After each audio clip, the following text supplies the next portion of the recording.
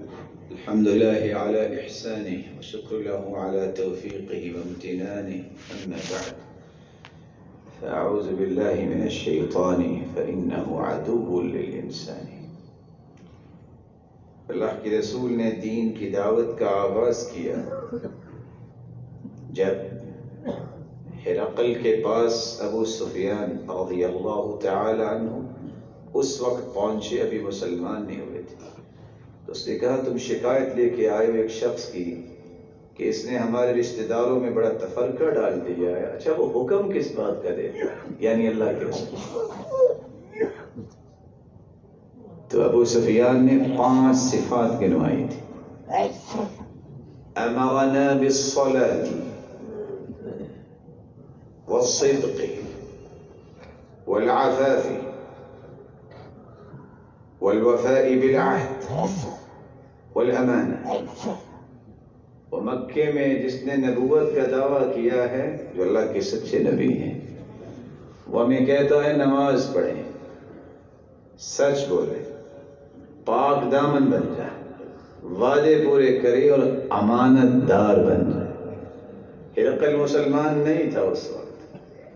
وہ کہنے لگا اگر یہی کہتا ہے تو پھر یہ نبی کس سکتے ہیں. پاک دامنی انبیاء علیہ السلام کے صفات میں سے ایک صفت ہے. رسول اللہ صلی اللہ علیہ وآلہ وسلم کی اس صفت کی گواہی اللہ کے رسول نے خود بھی دی اور دشمنوں نے بھی دی. كان اشد حیاء من العذراء فی غدرها. آپ کے اندر اتنی حیا تھی کہ دنیا کی کسی کمواری عورت کو بھی اللہ نے حیا نہیں دی.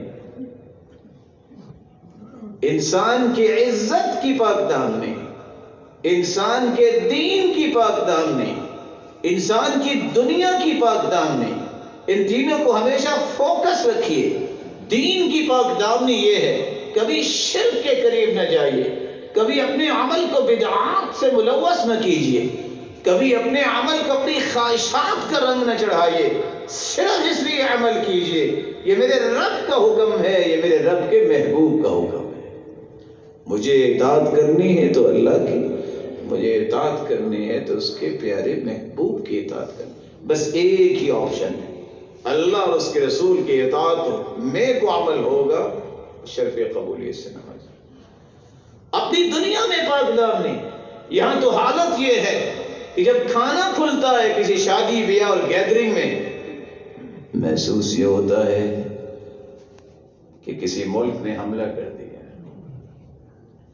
اور دوڑنے والے یہ بتا رہے ہوتے ہیں زندگی کا آخری کھانا ہے، کوشش کر لو اور نہ جانے دوبارہ موقع ملے کہ نہ ملے.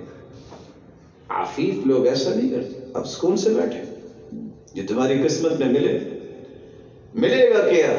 تم سکون سے بیٹھو، لوگ تمہیں لا کے دیں. تم نہ بھی لا کے دیں، وہ آپ سے کہیں گے میں آپ کے ساتھ چلوں. جو اللہ نے لکھا ہے وہ ملے گا. یہ کیسا پاک دامن ہے انسان کہ جو چند لقموں پہ اپنے آپ کو بیچ دیتا ہے. اس کی پارسائی کہاں ہے؟ صحابہ کرام کا ایک رویہ تھا، کھانا کھا رہے دوسرے کے سامنے کر رہے. یہاں بس وقت حالت یہ ہوتی ہے بس اللہ ہی بنا دے. اور اس لیے شاید کہ کسی نے یہ حدیث سنی ہو، عبداللہ ابن عمر رضی اللہ تعالی عنہ کے پاس مہمان آئے، ان کے ساتھ ایک اور بھی آیا جو کھائی جا رہا ہے اور کھائی جا رہا اور کھائی جا رہا ہے. کہا دوبارہ اس کو اپنے ساتھ نہ لانا. یہ ادب کے منافی ہے. بحسب ابن آدم لقیمات یقمن صلبہ. آدم کے بیٹے کے لیے اتنے لقمے کافی ہیں کہ کمر سیدھی رہے. وَإِن كَانَ لَا مَحَالَةَ. اگر ضروری کھانا ہے تو پھر ایسا کر لو، پیٹ کے 3 حصے کرو.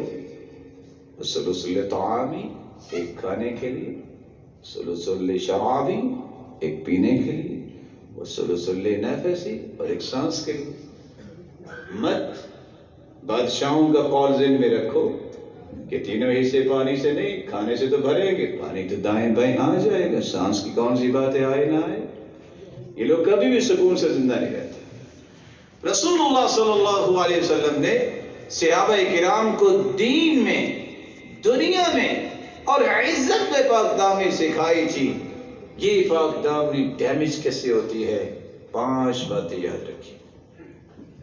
جب اللہ کی مراقبت ختم ہو جائے، احساس ختم ہو جائے کہ رب تعالیٰ دیکھ رہے ہیں، تو پھر یہ ڈیمیج ہو جاتی. یہی وجہ ہے آج کا نیٹ، آج کے یہ موبائل. وہ اللہ کے رسول تو فرمایا کرتے تھے کہ نماز کے اندر ایک شیطان وسوسہ ڈالتا ہے، اس کا نام ہے خنزب. صحابی نے کہا اللہ کے رسول نماز میں خیالات آتے ہیں، کیسے بچوں؟ پتہ ہی نہیں چلتا رکھتے کتنی پڑھی، پتہ ہی نہیں چلتا کیا پڑھ رہا ہوں. کہا جہاں کھڑے ہو بائیں طرف معمولی سے اپنے چہرے کو موڑو اور 3 مرتبہ تھتکار دو.